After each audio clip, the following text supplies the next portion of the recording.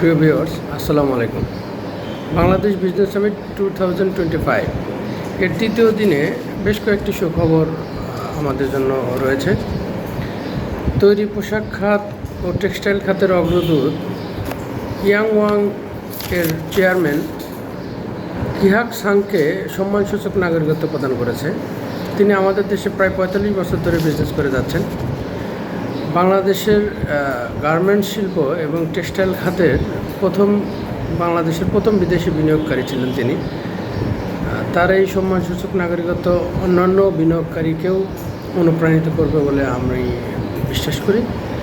এটা বাংলাদেশের জন্য একটি শুভ সূচনা। সংশ্লিষ্ট সকলের প্রতি এটা একটি ধন্যবাদ দেওয়া যেতেই পারে। ভবিষ্যতে এই ধারা অব্যাহত থাকলে অনেক বিদেশি বিনিয়োগকারী বাংলাদেশে বিনিয়োগ করতে আগ্রহ প্রকাশ করবে। সেই সাথে বাংলাদেশের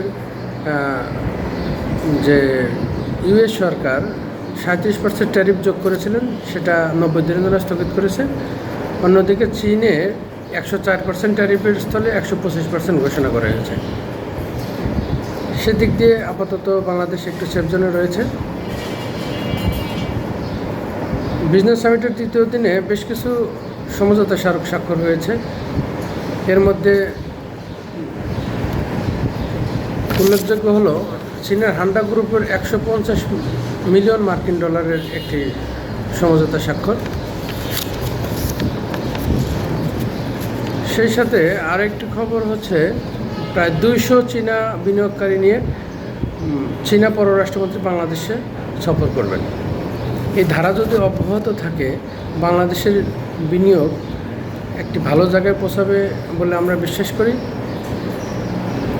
অনেকেই বিজনেস করতে আগ্রহী। বাংলাদেশের যে প্যাকেজ যে বিষয়গুলো, বাংলাদেশের জমির দাম, জ্বালানি সাশ্রয় এবং শ্রমের যে মূল্য, সব কিছু মিলিয়ে বাংলাদেশের বিনিয়োগের জন্য প্যাকেজটা বেশ ভালো। এটা যদি অব্যাহত রাখা যায়, তাদের যদি সুযোগ সুবিধা এবং যে প্রতিশ্রুতিগুলো সেগুলো যদি যথাসময়ে যদি বাস্তবায়ন করা যায়, তাহলে বিনিয়োগ বাড়বে বলেই আমরা বিশ্বাস করি। আমরা চাই বাংলাদেশের অগ্রগতি সামনের দিকে এগিয়ে যাক, বাংলাদেশ ভালো করুক। আমরা বাংলাদেশের সাফল্য কামনা করি। ধন্যবাদ সকলকে।